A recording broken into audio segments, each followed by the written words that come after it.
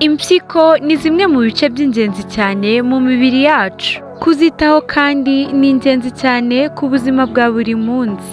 Niba ushaka kurinda impyiko zawe nuko zigira ubuzima bwiza, kurikirana iyi video kugeza ku musozo wayo kugira ngo tuganirire hamwe uko wabigenza. Reka dutangire. Icya mbere ni ukutanywa amazi cyangwa kutanywa amazi ahagije. Kunywa amazi make ni kimwe mu bintu bigira ingaruka nyinshi ku mpyiko.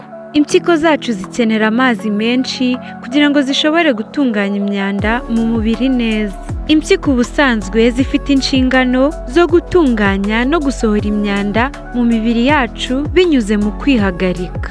Iyo utanywa amazi menshi rero, imyanda isohorwa iba mike, iyindi ikagenda isigara mu mubiri, kandi ibi bishobora gutuma impyiko igira akaga ko guhura n'indwara yitwa kidney stones. Ubwo rero ugomba kugerageza ukanywa byibuze litiro 2 z'amazi buri munsi cyangwa se ibirahuri 8 by'amazi. Icya kabiri ni ukurya ibiryo birimo umunyu mwinshi. Umunyu ufite sodium nyinshi ituma umubiri ugarura amazi menshi mu maraso kugira ngo uringanize urugero rwawo. Ibi rero bigatuma umuvuduko w'amaraso uzamuka, kandi ibi bishobora guhungabanya imikorere y'impyiko. Iyo urugero rw'umunyu rukabije cyane mu mubiri, biba intandaro yo kwangiza imiyoboro y'amaraso y'impyiko, kandi iyo imiyoboro yangiritse, impyiko ntizishobora gutunganya neza amaraso. Ikaba intandaro y'ibibazo bikomeye cyane nko kurwara indwara y'umuvuduko w'amaraso, kandi iyo itavuwe bishobora guteza kubura burundu kw'imikorere y'impyiko cyangwa se kidney failure. Iyo umunyu ari mwinshi mu mubiri kandi ubushobozi bwo kuyungurura no gusohora imyanda buragabanyuka. Ibi kandi bigira ingaruka ku miterere y'umubiri muri rusange, kubera ko imyanda ishobora gukomeza kwiyongera mu maraso. Umunyu iyo urengeje urugero kandi utuma impyiko zikora cyane kugira ngo zigerageze gusohora sodium mu maraso, kandi iyo impyiko zikoze ibi igihe kirekire zirananirwa. Ibi bituma ushobora gukenera gufashwa n'imashini zifasha kuyungurura amaraso cyangwa se dialysis. Ugomba rero kugerageza kugabanya umunyu mu mafunguro yawe ya buri munsi, kandi ukirinda ibiryo bikorerwa mu nganda kuko bikunze kugira umunyu mwinshi cyane. Icya gatatu ni ugukoresha imiti cyangwa ibinini bidakenewe mu mubiri. Ibinini bimwe na bimwe, cyane cyane ibyo kugabanya ububabare cyangwa se painkillers, iyo bikoreshejwe nabi byangiza impyiko. Ubusanzwe iyo unyweye imiti cyangwa ibinini, impyiko zigomba gukora kugira ngo zisohore ibisigazwa by'iyo miti mu maraso binyuze mu kwihagarika. Iyo imiti cyangwa ibinini rero bikoreshwa bidakenewe, binaniza impyiko kuko zirushaho gukora cyane. Ibinini by'ububabare nka brufen na aspirin bigira uruhare runini mu kwangiza impyiko iyo bikoreshejwe nabi cyangwa igihe kirekire, kubera ko byangiza imiyoboro mito y'amaraso y'impyiko, bigatuma impyiko zidahabwa amaraso ahagije, kandi byongera n'ibyago byo gufatwa n'indwara yitwa acute kidney injury, aho impyiko zibura ubushobozi bwo gukora neza mu gihe gito. Ikindi ni ugukoresha imiti y'ibiyobyabwenge nka cocaine. Iyi miti itera ikibazo cyo kwiyongera k'umuvuduko w'amaraso, bigatera kwangirika kw'imitsi y'impyiko, kubera ko zituma impyiko zikora cyane kugira ngo zisohore iyo miti. Ugomba kugerageza rero kunywa ibinini igihe bibaye ngombwa gusa, kandi ukirinda kwivura nta muganga ubigufashijemo. Icya kane ni ukunywa inzoga nyinshi. Inzoga nyinshi zangiza imiyoboro mito y'amaraso mu mpyiko. Iyo iyi miyoboro yangiritse, amaraso atakaza ubushobozi bwo kugera neza ku mpyiko. Ibi bituma impyiko zidahabwa umwuka wa oxygen uhagije n'izindi nzirabuzima zikenewe. Ibi bishobora gutera ya ndwara twavuzeho haruguru yo kubura burundu imikorere y'impyiko cyangwa se kidney failure. Inzoga nyinshi kandi zongera umuvuduko w'amaraso, kandi umuvuduko ukabije ni imwe mu mpamvu nyamukuru z'indwara z'impyiko. Inzoga itera umubiri gusohora umwuka muke wa oxygen mu maraso, bikongera ingaruka ku miyoboro y'amaraso y'impyiko. Ibi rero bishobora guteza indwara zidakira z'impyiko cyangwa se chronic kidney disease.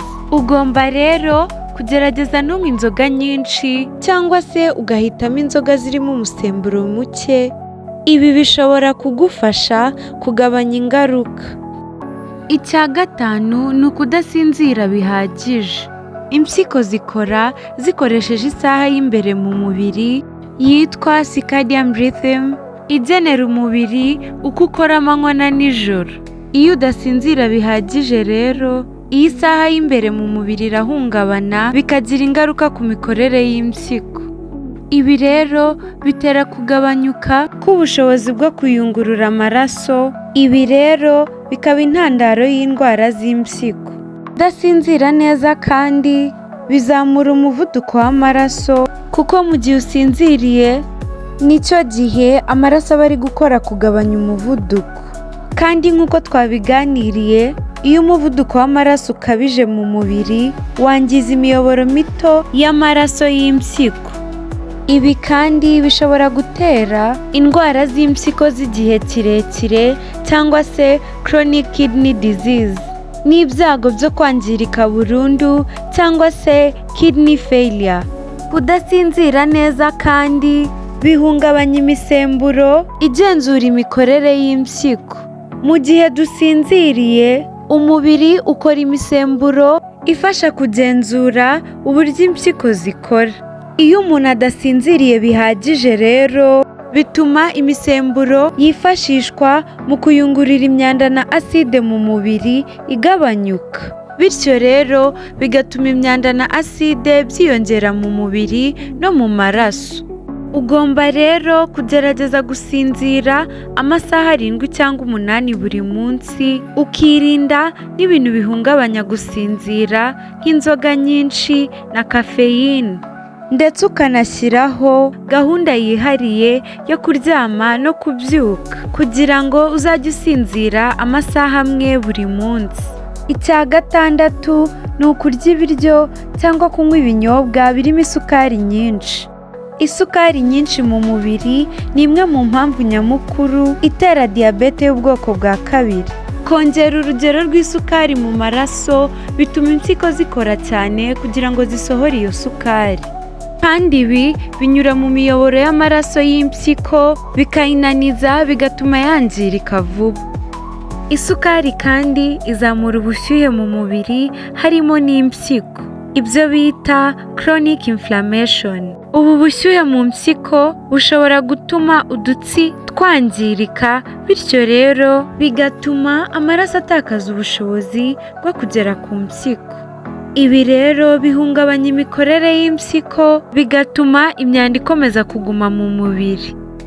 Ugomba rero kugerageza ukarya ibiryo kandi ukanywa ibinyobwa bitarimo isukari nyinshi, ugahitamo ndetse n'ibirimo isukari karemano nk'ibisheke. Ibindi bintu dukora bishobora kwangiza impyiko ni ibikurikira: kudakora siporo, kurya ibiryo bitarimo intungamubiri zihagije, ndetse no kunywa ibiyobyabwenge nk'itabi. Ibi byose bigira ingaruka zisa nk'izo tumaze kuganira, harimo guhungabanya imikorere y'impyiko binyuze mu kwangiza imitsi mitoya y'amaraso y'impyiko, ari byo bitera indwara zigiye zitandukanye z'impyiko. Ubwo rero tugomba kugerageza tugahindura imyitwarire yacu kugira ngo tugire impyiko zikora neza, bityo tugire n'ubuzima bwiza. Murakoze kureba iyi video kugeza ku musozo wayo. Ntimwibagirwe gukanda subscribe, like, kutubwira ibitekerezo byanyu n'ibibazo waba ufite muri comments, ndetse no gusangiza iyi video ku nshuti n'abavandimwe. Naho ubutaha.